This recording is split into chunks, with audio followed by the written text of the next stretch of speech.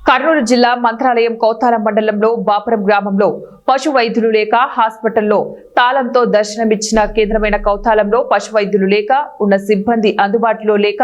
కొత్తగా విస్తరిస్తున్న lumpy skin ముద్ద చర్మ వ్యాధి బాపురం గ్రామంలో వైద్యులు కాంపౌండర్ హాస్పిటల్ కి రాకుండా వేలకు వేలు జీతాలు తీసుకుంటూ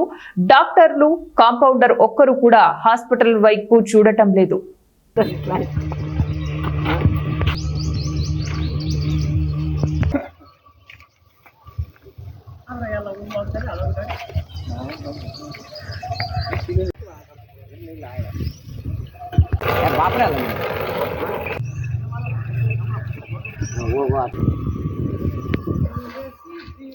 ನೋಡಿಲ್ಲ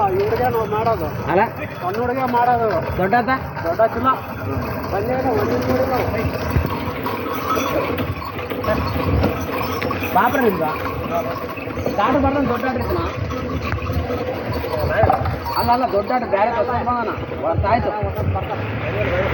ಇಲ್ಲ